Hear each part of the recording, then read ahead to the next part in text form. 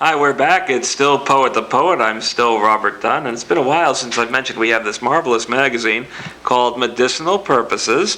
You can come out to our readings and pick up a copy, or you can get it through the mail. It's great fun. You get a lot of great poetry, a lot of great prose. You even get a crossword puzzle if you can handle it. But we're here for great poetry, and now we have Ken Lowe. And this is very interesting. Wish me luck with the bio here, because I may need it.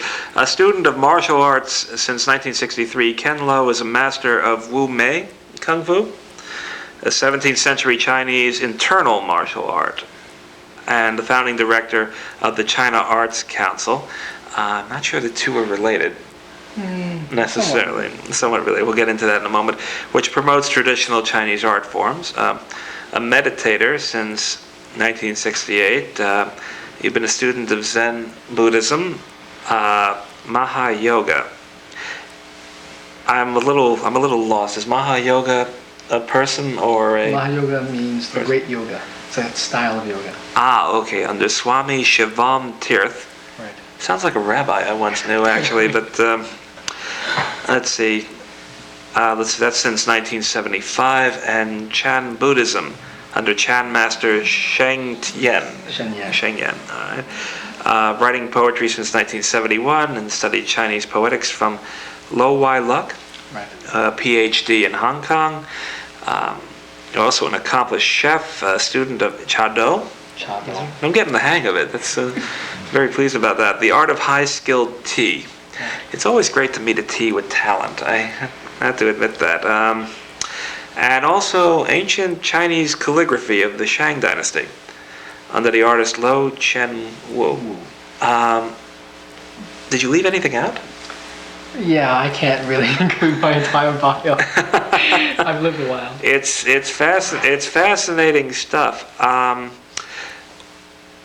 most people have this perception of martial arts as waving one's arms and legs around and yelling, but what is an internal martial art?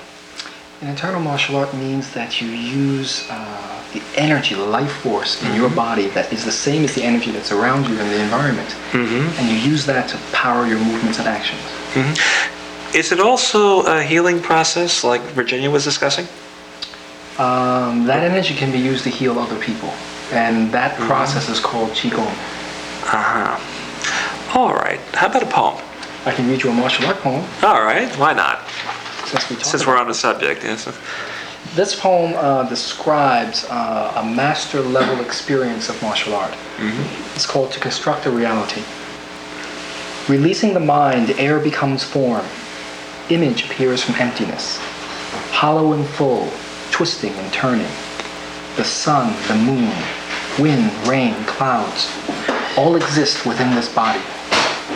With no mind, I surrender to the reality born of mind. With no desire, I reach my destination without a care. Was this inspired while you were doing exercises in Wu Mei? Well, actually, as I'm teaching students, I try to encourage them to train by writing poems that describe what they should do. All right. Do you have a poem that describes what we should be doing? Well, I have a poem about working out in the summer. Okay. In the summer heat, rolling, glistening, trickling, collecting, expanding, pooling, running to the salty ocean, returning to the misty sky. I wish I could get dry. I might recommend a towel. It's entirely possible. I'm fascinated by Chado, the art of high-skilled tea. It follows then that you're a tea master. Well, I'm a student of a tea master. I've been training only 2 years, and it takes decades to really know tea. This is the first I've really heard of it. What does it take to become a tea master? You know how the French have a whole culture of appreciating and drinking wine, smelling wine and growing wine and bottling wine. And the flavors and the nuances. All of that exists in the art of tea. And the kind of tea that this high-skill tea is, cha dou, Yeah. is 1/10 of the entire tea crop in China. It is the highest of the high. The tea is so expensive. Its cost is from $400 to $2,000 a pound. So it's a process that very wealthy scholars practice in Taiwan. And a tea master in Taiwan can literally do what a wine expert can do, determine how old a tea is and where it was grown. The variety of the tea, the way it was preserved and prepared, and also the way they drink it is an art form. And I can read you a poem about tea if you like. Sure. I have to find it. Unfortunately, all we have around here is the cheap stuff, but I must say this is a first for me. me too, as a matter of fact. Very good. The name of the tea is in Chinese. Okay. 水仙鐵觀音. Your toasted aroma enters my senses with a quiet stealth, taking my mundane world away. Transported to a dark forest, mushrooms grow at your feet, and ferns appear everywhere under the canopy of ancient pines. I assume I don't get this stuff bottled at the local bodega. No. No, I was afraid of that. Well, I wouldn't trade a poem like that for all the tea in Teaneck, I must say. That's in Jersey. Do you have any other varieties of tea poems in there? Or what other varieties of poem do you have? I have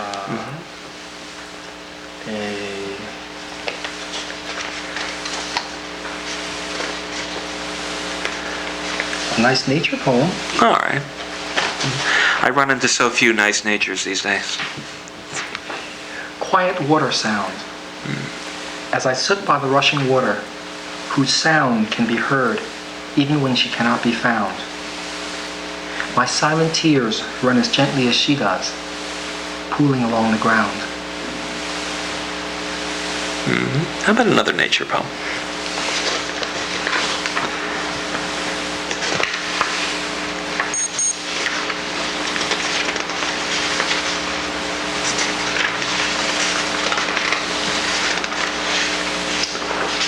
This is a nice one. Mist by the bay. In the dark mist by the bay, the water and sky cannot be separated. The moon is there as always, nearly reaching the fullness of her destiny.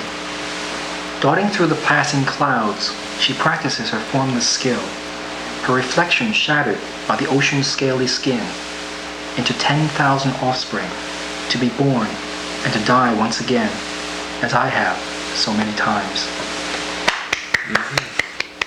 Enjoy that very much. Now, you see, after a reaction like that, we've got to take Virginia out for tea after the broadcast. I'd like to take a moment and ask you about the China Arts Council. And specifically, what does the council do? Well, the council is a referral service that helps people who are interested in traditional Chinese cultural forms to have access and find masters to teach them in things like tea, or martial art, or calligraphy, or poetry, or painting, or something called geomancy, which is Go on. how you decide where to put windows, doors, your stove, your sink, your bed. Oh, yes, I've read about that. It's very important in Chinese culture. Because if you put your house accoutrements in the wrong location, all sorts of disasters can strike. And I can give you an example. And I understand that businesses have been known to fail Right. if this isn't done just right. An example is if you have your stove right by a window, kitchen Yeah. window, as you're cooking, Yes. you're cooking all your money away. And the money flies out the window along with your stove and cooking fumes. When I cook, I just burn my money, and it's a lot easier. Is there any that, what was it, geomancy? Geomancy. Is there anything in geomancy that pertains to the writing of poetry? Now, here's some really useful advice coming up, friends, so take notes on this one. I do have a poem about geomancy, but I didn't bring it with me, unfortunately. Geomancy is actually all of the Chinese cultural art forms combined. Really? That is astrology, numerology, the science of numbers, and the shape of land masses. So how does it relate to poetry? Everything in Chinese culture is actually interrelated.